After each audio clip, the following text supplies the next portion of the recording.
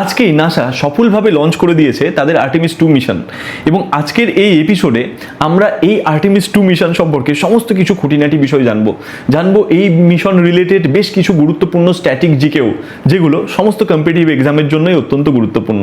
তাই অবশ্যই ভিডিওটাকে খুব ভালো করে দেখে এবং খুব ভালো করে বুঝে নাও। হ্যালো এভরিওয়ান, আমি Sayantan. Welcome to another episode of GK সিএলএডি।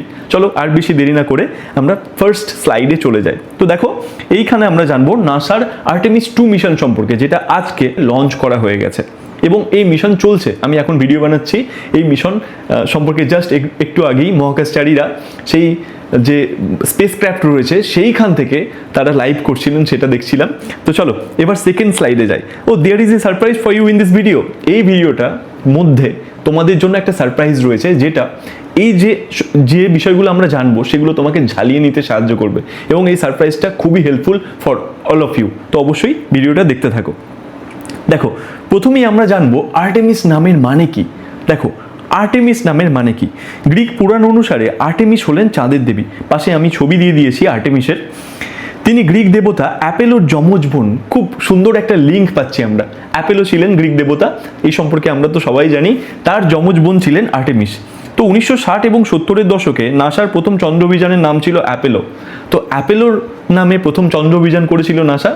এবার যখন সেকেন্ড টাইম আবার চাঁদে যাওয়ার প্ল্যান করা হচ্ছে, তাই অ্যাপেলোরই যমজ বোন, যিনি আবার চাঁদের দেবী, তার নামে নামকরণ করা হয়েছে এই মিশনে। দেখো, যেহেতু নতুন মিশনে নাসা আবার চাঁদে ফিরে যাচ্ছে, তাই অ্যাপেলোর যমজ বোন আর্টেমিসের নামে এই মিশনের নামকরণ করা হয়েছে। এটি নাসার পুরনো এবং নতুন অভিযানের মধ্যে এক প্রকার সেতু বন্ধন বলা যায়। এটা এক প্রকার কি, নাসার পুরনো এবং নতুন যে মিশন তাদের মধ্যে সেতু বন্ধন, মানে প্রাচীনকে মনে রেখে আবার নতুনের দিকে এগিয়ে যাওয়া, এটাই যেন নাসা। দেখো, এর পরের স্লাইডে চলে যায় মিশনের মূল উদ্দেশ্য। দেখো, দীর্ঘ বিরতির পর মহাকাশ যাত্রা। লাস্ট আমরা 1972-এ এই চাঁদে যাওয়ার ব্যাপারটা স্টপ হয়েছিল। 1972 সালের পর প্রায় 54 বছর হয়ে গেছে, মানে 50-এরও বেশি বছর পর আমরা আবার পৃথিবীর কক্ষপথের বাইরে এবং চাঁদের দিকে যাচ্ছি। মানে আমরা অর্থাৎ মানুষরা যাচ্ছি। এই মিশনের ভবিষ্যৎ পরিকল্পনা রয়েছে। নাসা এই যে Artemis mission step by step করছে, এর একটা দীর্ঘমেয়াদী পরিকল্পনা রয়েছে নাসার। দেখো, এই মিশনের মূল লক্ষ্য হলো চাঁদে দীর্ঘমেয়াদী মানুষের উপস্থিতি, লং টার্ম প্রেজেন্স নিশ্চিত করা এবং ভবিষ্যতে মঙ্গল গ্রহে যাওয়ার জন্য চাঁদকে একটি লঞ্চিং প্যাড হিসেবে ব্যবহার করা। মানে নাসা প্ল্যান করছে চাঁদে একটা বেস তৈরি করতে, সেই বেসে গিয়ে মহাকাশচারীরা থাকবে এবং পরবর্তীকালে যখন মঙ্গল গ্রহে যাওয়ার প্ল্যান করা হবে, তখন সেই বেস থেকে স্পেস ক্রাফট বা সেই বেস থেকে রকেট উৎক্ষেপণ করে তারা সরাসরি মঙ্গল গ্রহে যাওয়ার চেষ্টা করবে, যেটা আরও নাকি সহজ হয়ে যাবে তাদের মতে। তাহলে দেখো, এইখানে একটা ফিউচারিস্টিক ইমেজ দেওয়া রয়েছে, যেটা it is released by NASA, যেখানে আমরা দেখতে পাচ্ছি চাঁদের উপর কিভাবে মানুষ বেস তৈরি করতে চলেছে, চাঁদের উপর কিভাবে নাসা তাদের প্রথম একটা বেস তৈরি করবে যেখানে মহাকাশচারীরা থাকবে। তো দেখো, এখানে আমরা গাড়ি দেখতে পাচ্ছি, কিছু মহাকাশচারী তারা ঘোরাফেরা করছেন দেখতে পাচ্ছি এবং দূরে কিছু রকেট দাঁড়িয়ে আছে আমরা দেখতে পাচ্ছি এবং পৃথিবী তাকে আমরা দেখতে পাচ্ছি আকাশে, চাঁদের আকাশে বলতে পারো। মিশনের মূল যাত্রাপথ সম্পর্কে একটু জেনে নিই এবার। এটি একটি লুনার ফ্লাইবাই মিশন, অর্থাৎ মহাকাশচারীরা চাঁদে অবতরণ করবেন না, বরং চাঁদের চারপাশ দিয়ে ঘুরে পৃথিবীতে ফিরে আসবেন। দেখো, এই ছবিটা যেটা আমি অ্যাড করেছি এই স্লাইডে, সেখানে খুব ভালো করে দেখিয়ে দিয়েছে নাসা যে অ্যাকচুয়ালি এই আর্টেমিস 2 মিশনের মূল উদ্দেশ্য চাঁদে অবতরণ করা নয়, চাঁদকে ফ্লাই বাই করে আসা, মানে চাঁদকে এক পাক ঘুরে আসা। এবং এখানে তো 4 জন মহাকাশচারী থাকবেন, যাদের সম্পর্কে আমরা পরে জানবো। তো সেই মহাকাশচারীদেরও একটা এক্সপিরিয়েন্স হয়ে যাবে এই গোটা মিশন সম্পর্কে, সেইটাই নাসার মূল উদ্দেশ্য। তার সাথে সব কিছু একবার যেন ড্রেস রিহার্সালের মতো হয়ে যাবে। তো এটা অবশ্যই লুনার ফ্লাই বাই মিশন, মানে এখানে অবতরণ করা হবে না চাঁদে। পরবর্তী যে স্টেপগুলো আসবে আর্টেমিস মিশনে, সেখানে অবতরণের কথা বলা হবে। দেখো, মিশনের সময়কাল, সম্পূর্ণ মিশনটি হবে 10 দিনের। বিশেষ রেকর্ড রয়েছে এই মিশনে, যেটা যে কোনো কম্পিটিটিভ এক্সামের জন্য খুবই গুরুত্বপূর্ণ। দেখো, এই মিশনে মানুষ পৃথিবী থেকে প্রায় 4,02,000 কিমি দূরে যাবে, যা অ্যাপেলো 13 এর রেকর্ড। অ্যাপেলো 13 আগে একটা রেকর্ড করেছিল, যেখানে মানুষ পৃথিবী থেকে কতটা দূরত্ব গিয়েছিল। দেখো, সেখানে 4,01,71 কিমি গিয়েছিল। সেই রেকর্ডটা ভেঙে দিচ্ছে এই আর্টেমিস 2 মিশন, যেখানে 4,02,000 কিমি দূরে যাবে পৃথিবী থেকে মানুষ। এবং স্বভাবতই একটা নতুন রেকর্ড করতে চলেছে নাসা এই মিশনটা সফলভাবে কমপ্লিট করার মধ্যে দিয়ে। তো এত দূর পর্যন্ত যদি তুমি ভিডিওটা দেখে থাকো তাহলে আর এটা আলাদা করে বলতে হয় না যে তুমি কতটা সিরিয়াস তোমার কম্পিটিটিভ এক্সামের জন্য। তো দেখো, ভিডিওটিকে অবশ্যই লাইক করে দাও এবং চ্যানেলটিকে সাবস্ক্রাইব করে নাও, কারণ আমরা এইরকমই খুবই গুরুত্বপূর্ণ ভিডিও এবং খুবই গুরুত্বপূর্ণ টপিকগুলো নিয়ে আলোচনা করি সবসময় এই চ্যানেলে। তো চলো এবার ক্রু বা মহাকাশচারী দল সম্পর্কে আমরা একটু জেনে নেব। কোন কোন অ্যাস্ট্রোনটরা যাচ্ছেন এই মিশনে সেইটা আমরা একটু জানবো এবং এটা খুবই গুরুত্বপূর্ণ। দেখো, এই মিশনে 4 জন সদস্য থাকছেন, 4 জন অ্যাস্ট্রোনট থাকছেন, যাদের মধ্যে কয়েকটি ঐতিহাসিক প্রথম রয়েছে। মানে এমন কিছু ব্যাপার রয়েছে যেগুলো এই মিশনে প্রথম হতে চলেছে, সেইগুলো আমরা দেখে নেব খুঁটিয়ে। দেখো, ক্রু বা মহাকাশচারীর মধ্যে প্রথমে যার কথা বলবো তিনি রিড ওয়াইজম্যান। ইনি মিশনের কমান্ডার। দেখো পাশে তার ছবি দিয়ে দেওয়া হয়েছে, ইনি হলেন রিড ওয়াইজম্যান। দেখো, সেকেন্ড যে অ্যাস্ট্রোনটের কথা বলবো তিনি জেরেমি হানসেন। এনার ক্ষেত্রে বেশ কিছু রেকর্ড রয়েছে। দেখো, ইনি হলেন মিশন স্পেশালিস্ট। জেরেমি হানসেন, পাশে তার ছবি দিয়ে দেওয়া রয়েছে, ইনি হলেন মিশন স্পেশালিস্ট এবং ইনি আসছেন কানাডিয়ান স্পেস এজেন্সি থেকে। ইনি ইউএসের ব্যক্তি নন, ইনি হচ্ছেন কানাডার এবং প্রথমবার আমেরিকার বাইরে অন্য কোনো দেশের নাগরিক চাঁদের অভিযানে যাচ্ছেন। এর আগে পর্যন্ত আমেরিকার বাইরের কোনো নাগরিক চাঁদের অভিযানে যাননি, সেইটা প্রথমবার হচ্ছে এনার হাত ধরে। তো ইনি হলেন জেরেমি হানসেন। দেখো, ভিক্টর গ্লোভার রয়েছেন অপর এক মহাকাশচারী।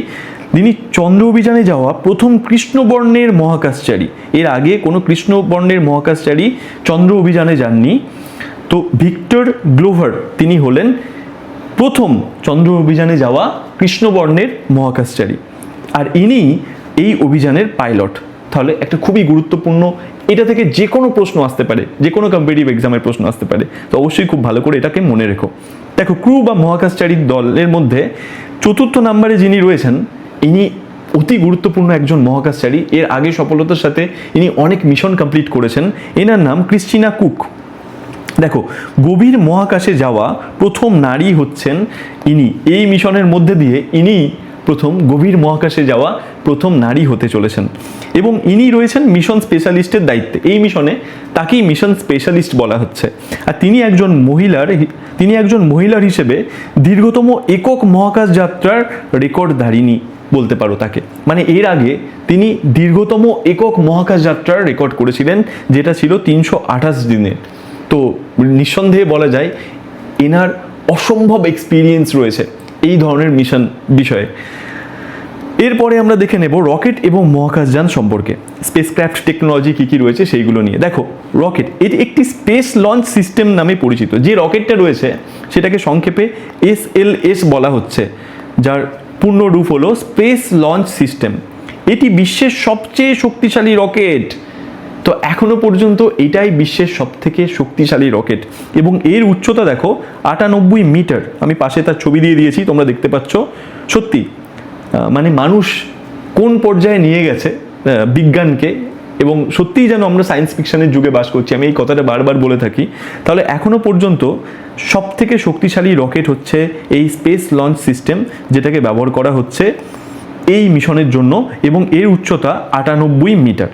এবং এই মহাকাশযানে এই মিশনে যে মহাকাশযানটাকে ব্যবহার করা হচ্ছে তার নাম রাখা হয়েছে ওরিয়ন। এটি একটি বিশেষ ক্যাপসুল যেখানে মহাকাশচারীরা থাকবেন।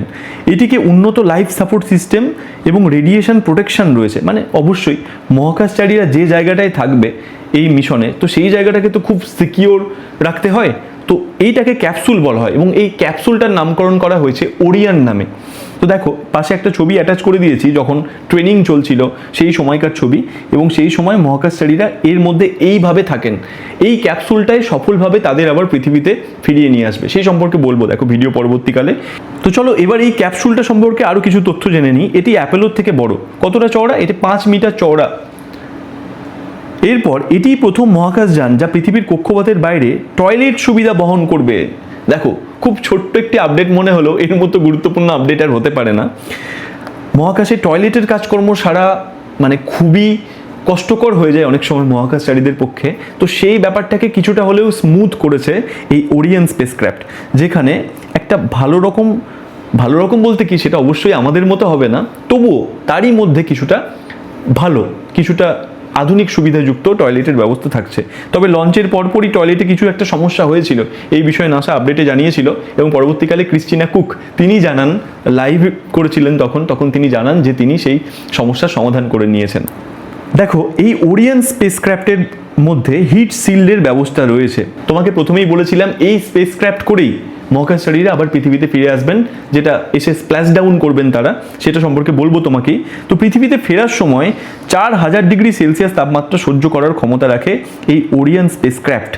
তার যে আউটার শিল্ড সেটা দেখো এরকম ছোট ছোট টাইলসের মতো একটা কোনো রকম প্রযুক্তি দিয়ে তৈরি করা হয়েছে। এটা যখন তৈরি হচ্ছিল সেই সময়ে নাসা এই ছবিটা শেয়ার করেছিল, সেই ছবিটা আমি অ্যাটাচ করেছি এই স্লাইডের সাথে।